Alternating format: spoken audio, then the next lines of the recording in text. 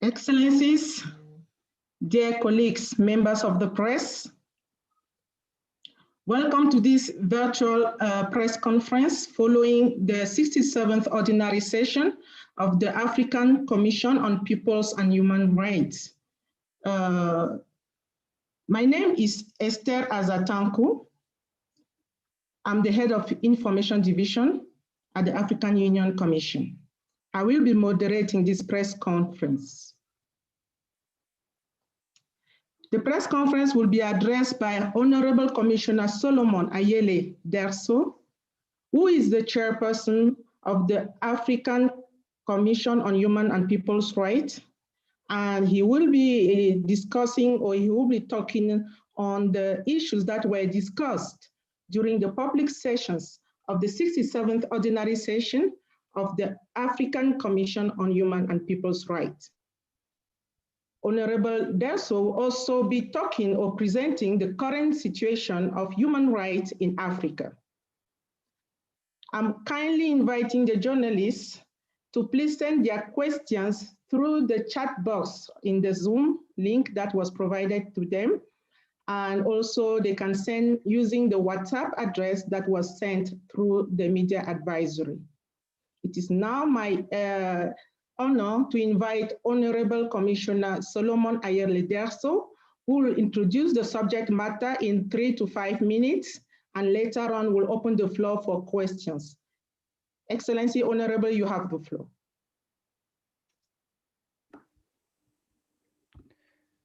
Thank you so much, Madam Esther. It's very good to see you again.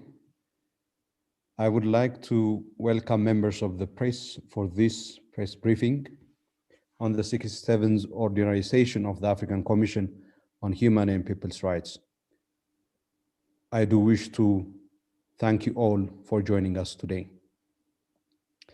I would like to start off by introducing the African Commission on Human and People's Rights.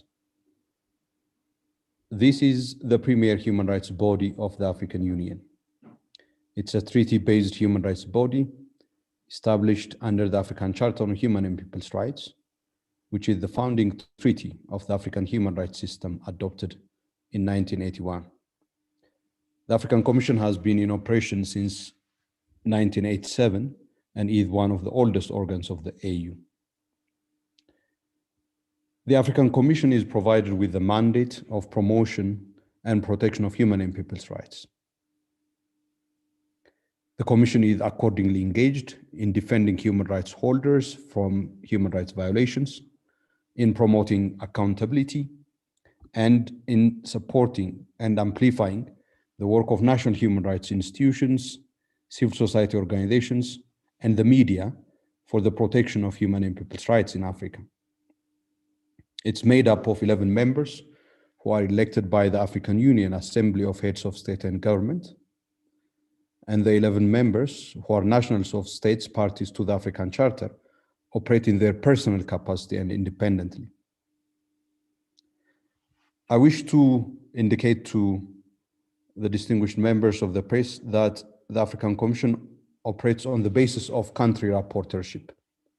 The 11 members of the African Commission have responsibilities for about 5 or 4 countries. And it is on the basis of this that they monitor, respond to, and engage in the promotion and protection of human rights in individual states parties to the African Charter on Human and People's Rights. And they do so through various means, including by issuing statements, urgent letters of appeal, by undertaking a mission to the countries on the ground, by also promoting and popularizing the human and people's rights and freedoms enshrined in the African Charter.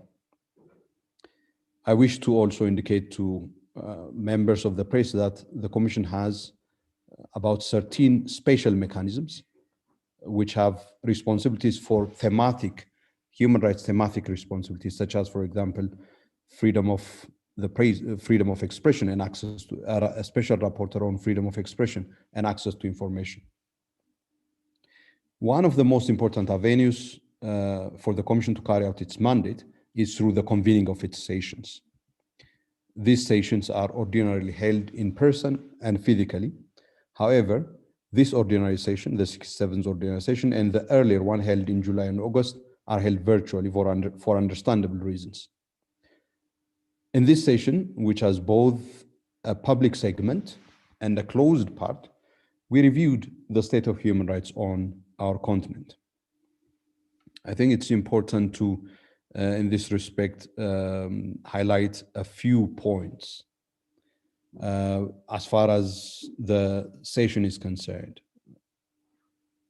A total of 525 delegates participated in this session, 89 of these representing states parties from 26 countries, 11 representing African Union organs, 53 delegates representing constitutionally established national commissions of human rights, 23 representing international and intergovernmental organizations, 328 representing African and international NGOs with observer status with the African Commission, 47 representing other observers, and 1 representing the media.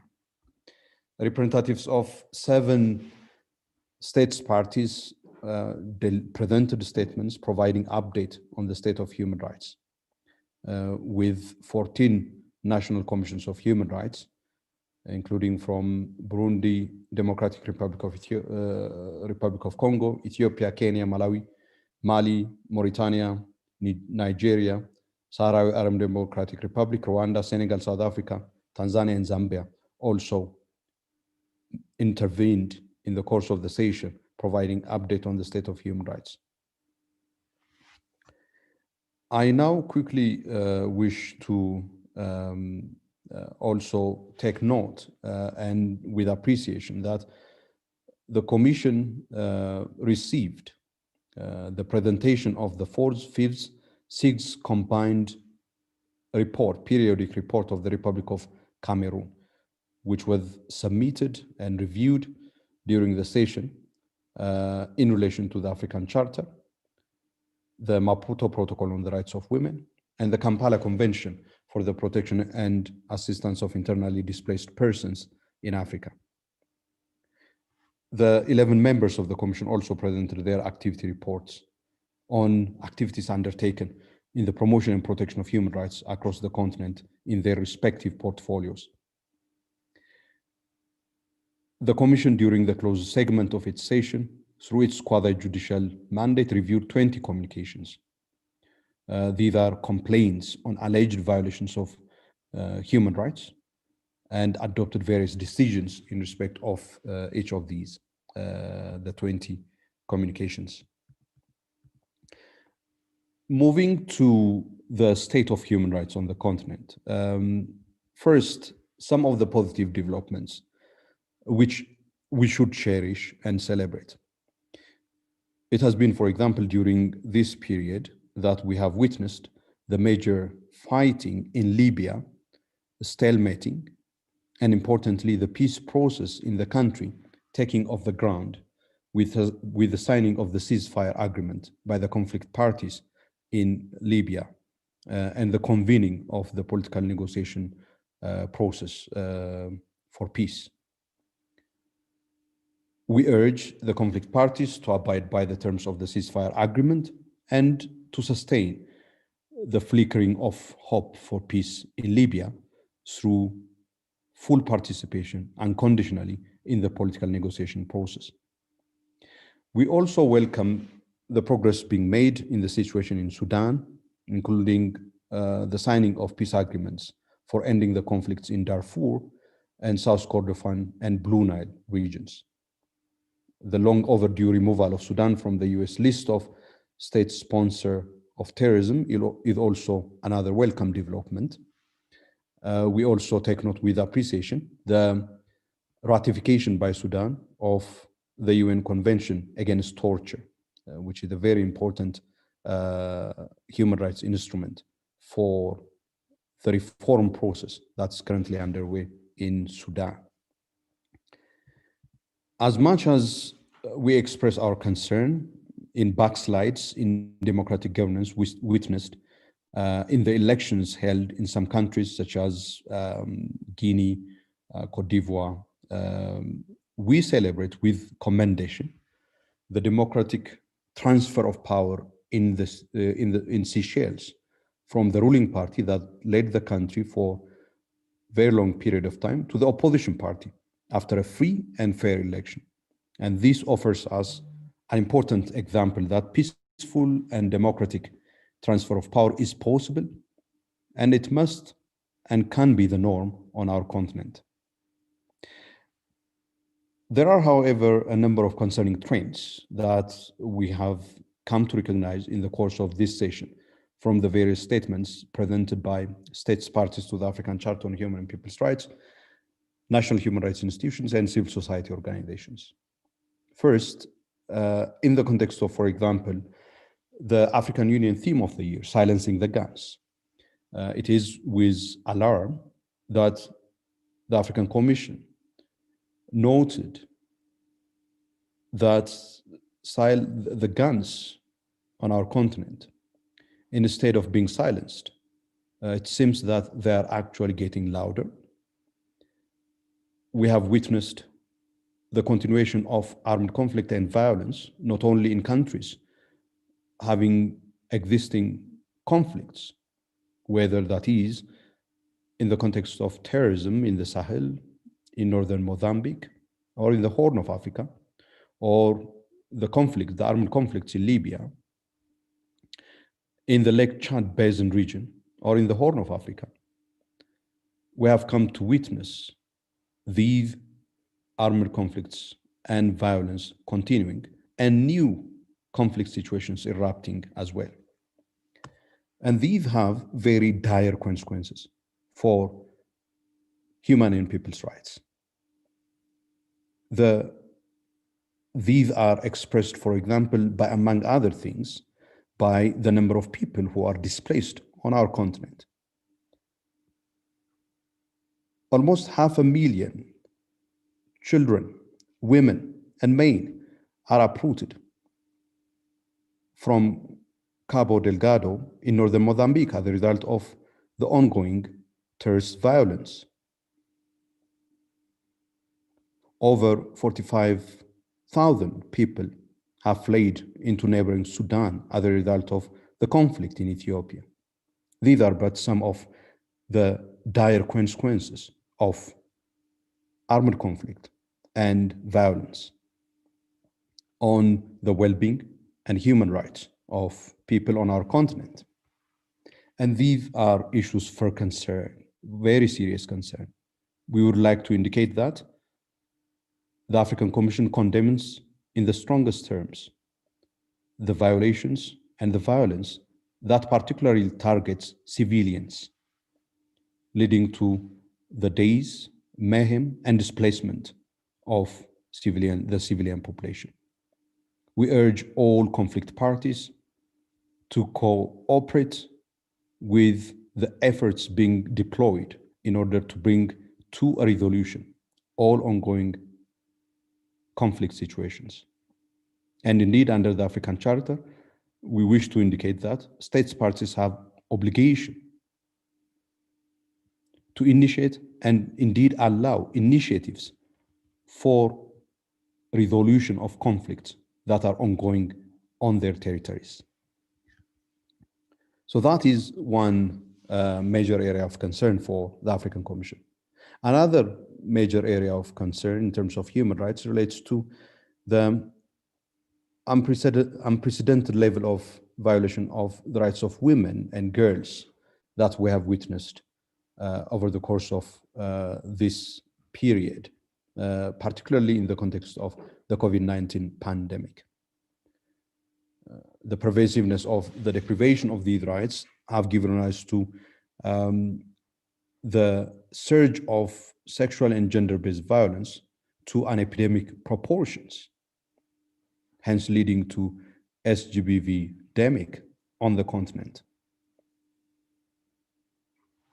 And this is also happening at a time when we are observing the 16 days of activism against gender-based violence, requires that actions are taken by states and all sections of societies for addressing this scourge of sexual and gender-based violence on the continent.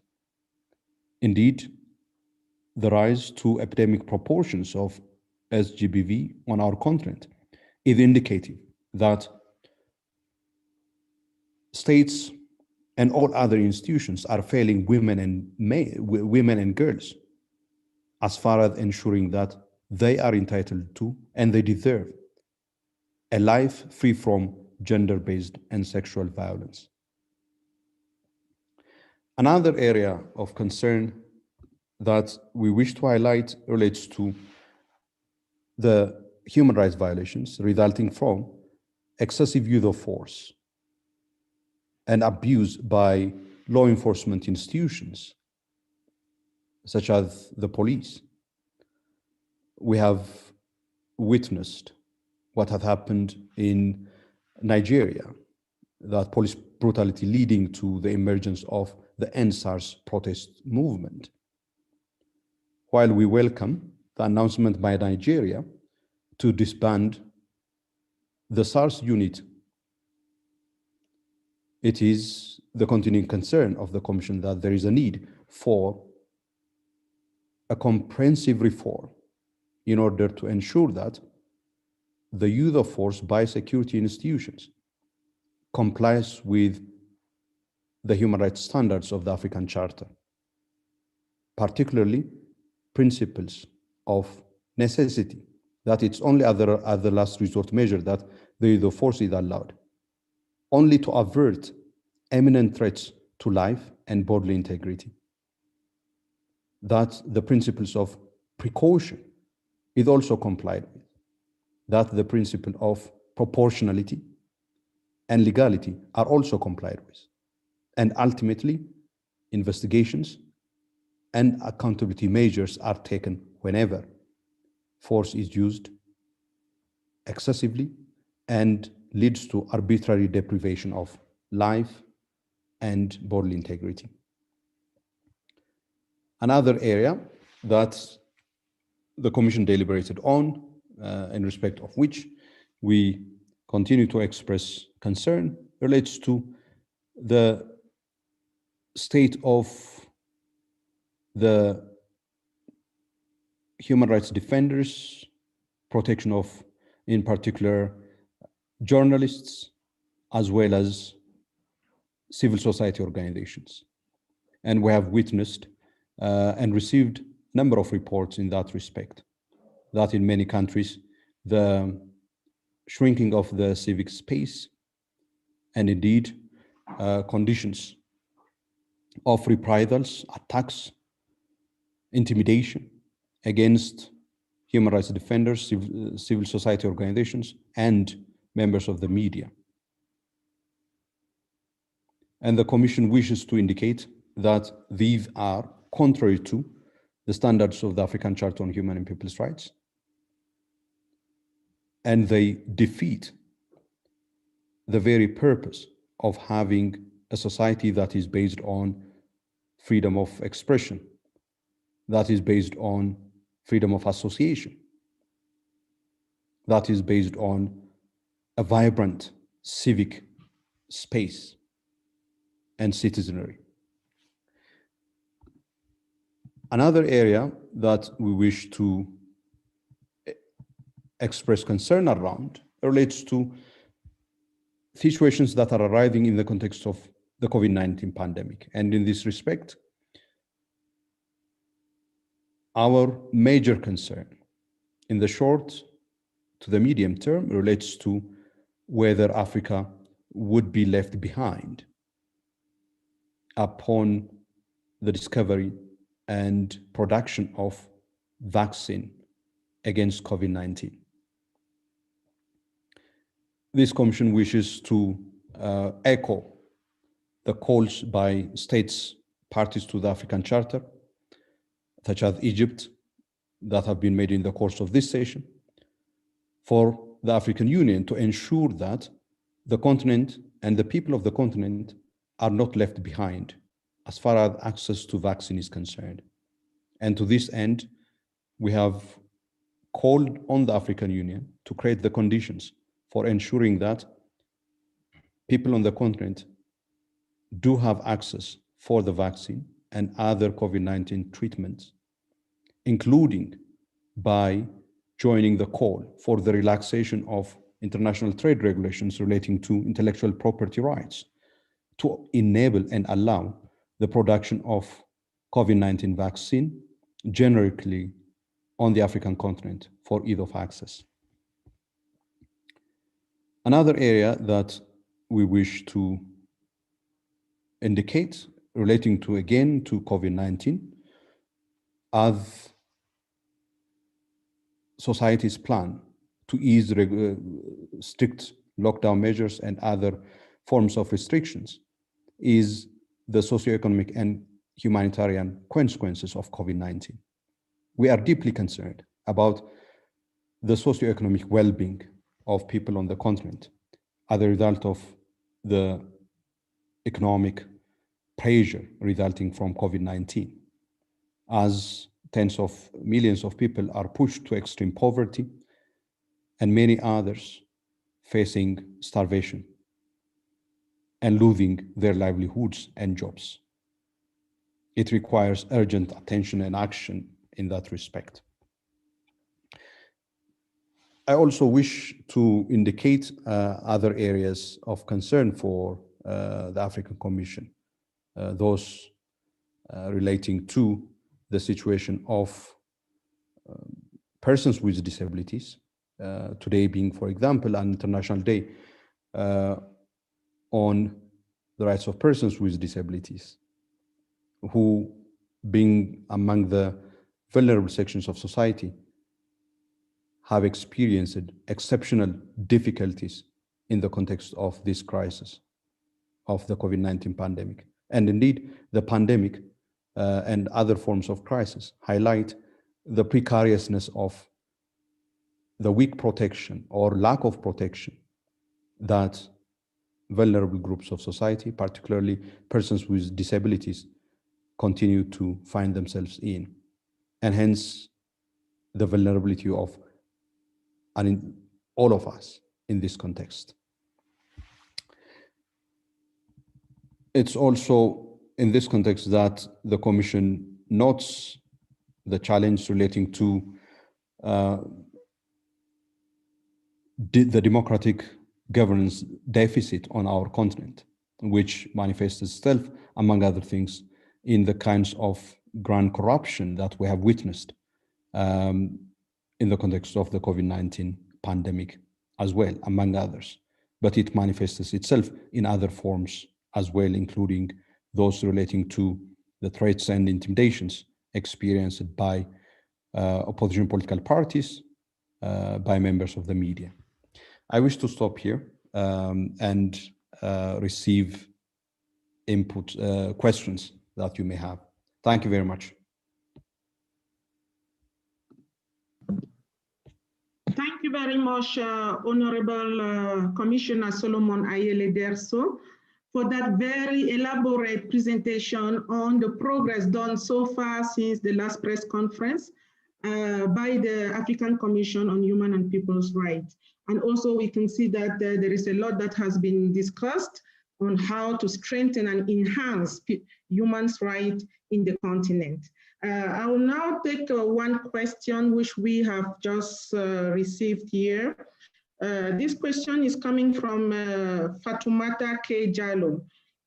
She is a reporter on Foraya newspaper, and she is asking, how is the African Union addressing human rights violations in Africa? Because even with the Union's existence for years, still human rights violation continues. So she wants to know, how are you doing this?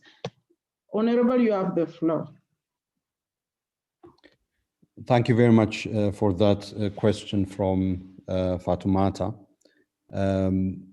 And it is indeed a very good question, raising the issue of the persistence of human rights violations on the continent, despite the existence of the African Commission and the African Union institutions that are mandated to ensure the promotion and protection of human rights.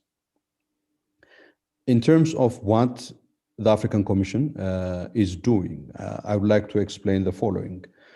One of the things that the Commission does, as I indicated earlier on, is to give an opportunity and a platform for individuals and groups whose rights have been violated to send their complaints to the African Commission on Human and People's Rights, on the basis of which the Commission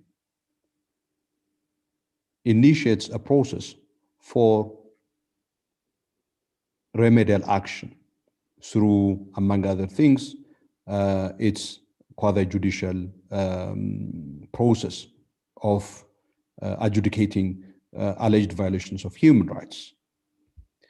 That is one avenue. Another avenue is, again, the Commission, as I indicated earlier on, issues statements on urgent human rights issues that the Commission has come to learn about through its country rapporteurs. It also adopts resolutions as a Commission during the course of its session, through also sending discreetly communications to the relevant authorities in order to ensure that emerging human rights issues are addressed. So you can find, for example, if you go and look at the website of the Commission, the various statements that have been issued in respect of a number of countries, which show that the Commission constantly calls on states whenever human rights violations are reported, underscoring their responsibility and the measures expected of them within the framework of the African Charter on Human and People's Rights. It also demands investigations when violations of human rights happen,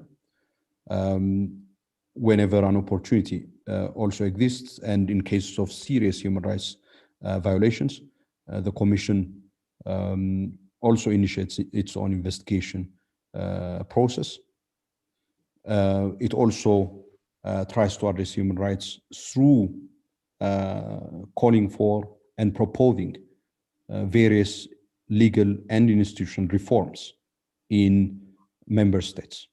For example, in the context of this COVID-19 pandemic, one of the areas of reform that we continue to advocate for relates to the regulation of the use of force by security forces, which has become a main threat to human rights, as many people lost their lives due to excessive use of force by security forces, as most recently we have seen, for example, in the context of Uganda. So these are the various ways through which the Commission tries to respond to and address human rights issues.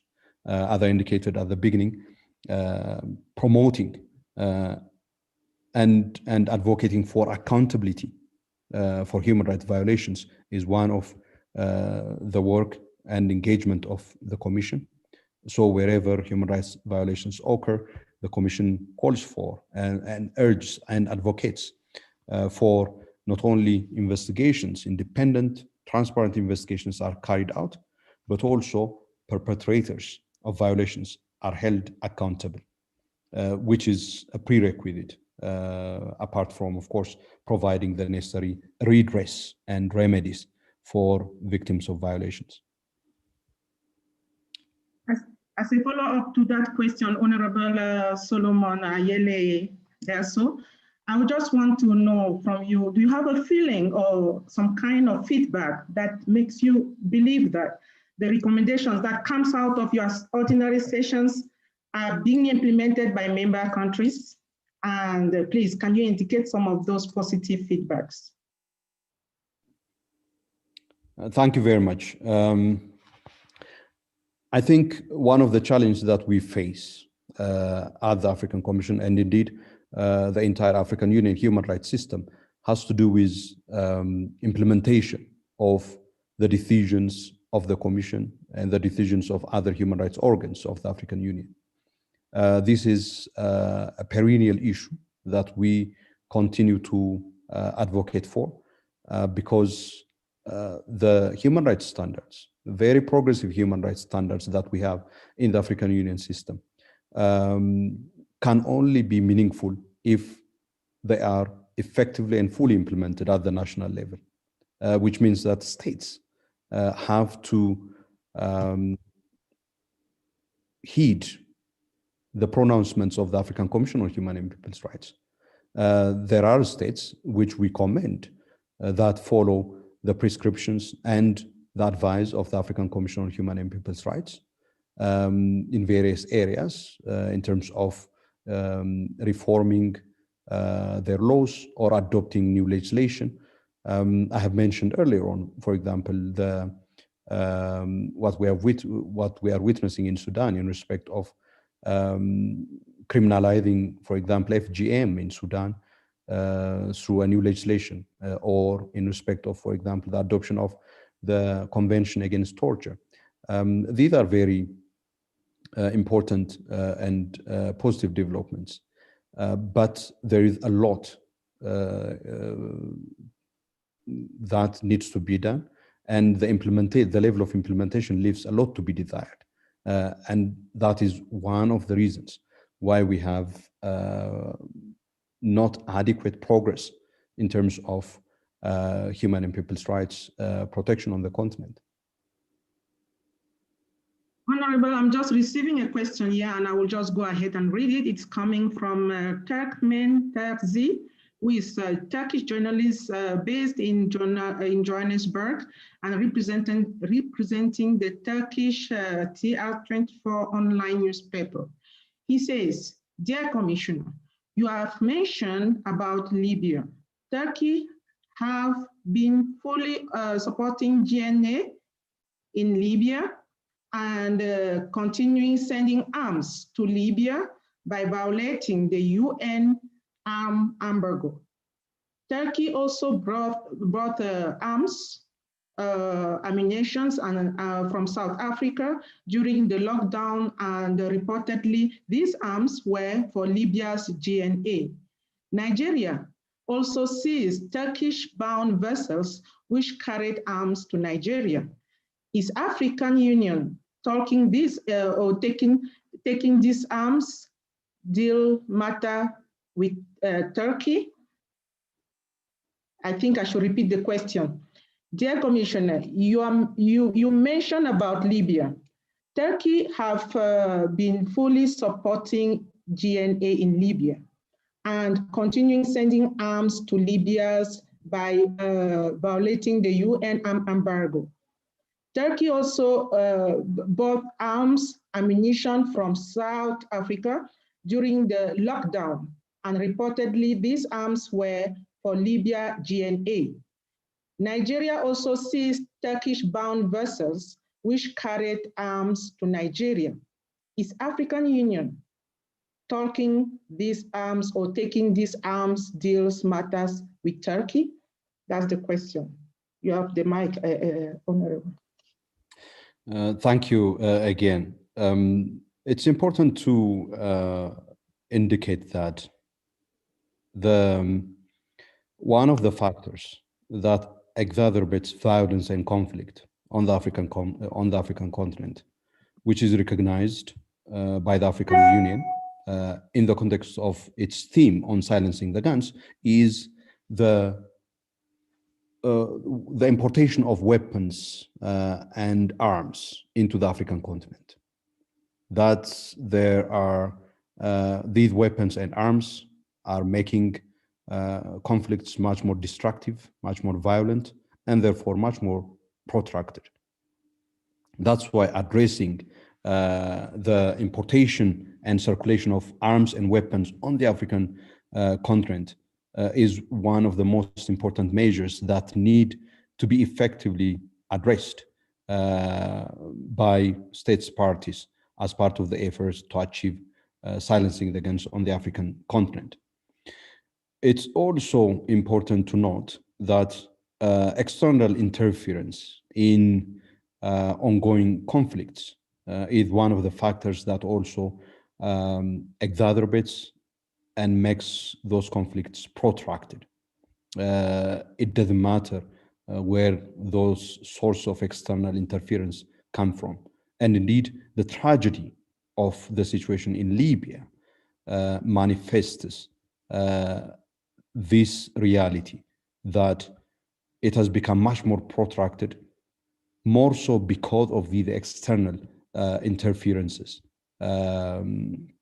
from countries outside of the continent. And this has been having very devastating consequences for the well-being of civilians. So I think it's important to underscore the point that what countries and friends of the continent, if they are friends of the continent, need to do is to support peace initiatives for the resolution of conflicts, not to add fuel to a fire by throwing arms into ongoing conflicts and by intervening on this or other side to a conflict.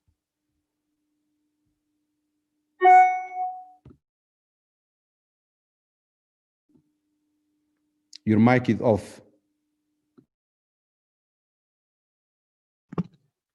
Yeah, I was just thanking you, Honorable Commissioner Solomon Ayelo Derso, for that very elaborate, again, very educative, enlightening responses that you have given us during the Q&A sessions.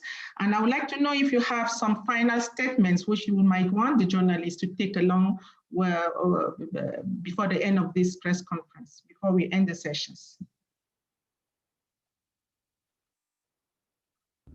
Thank you very much. I think the final point that I wish to convey is the struggle for human and people's rights is a noble struggle for which we at the African Commission, of course, bear responsibility, but it is a struggle that all sectors of society can contribute to and do indeed have responsibility to contribute to. I wish at this point in time commend the work of journalists and the media for the contribution that they make to this important cause on the African continent, where we need the promotion and protection of human rights so much, and also the various sectors of society, the youth and women in particular, for them to continue on the path of defending and standing for their human and people's rights and becoming an agent for the achievement of the protection of their rights and respect for their dignity. Of course, the media have a very important role to play in raising awareness in the work of the African Commission for Peoples and Human Rights. And with that, we want to say we have come to the end of the press conference. We want to thank very sincerely Honorable Commissioner Solomon Ayelo Derso, who is the chairperson of the African Commission for Peoples and Human Rights, who has been addressing so many issues that were discussed during the public sessions of the 67th Ordinary Session of the African Commission for Peoples and Human Rights. He has also presented to us the status of current happenings on human rights in the African continent. I want to thank colleagues who have made this possible, the technical staffs and the Directorate of Information and Communication colleagues, and the live stream colleagues who have made this press conference very important and widely spread. And we want to say, we invite our Honorable Commissioner Solomon Ayelo Derso for another press conference very pretty soon. And we would like to have progress reports on what has been done so far. Thank you and goodbye. Thank you so much, Estelle, to you too. Thank you, much appreciated.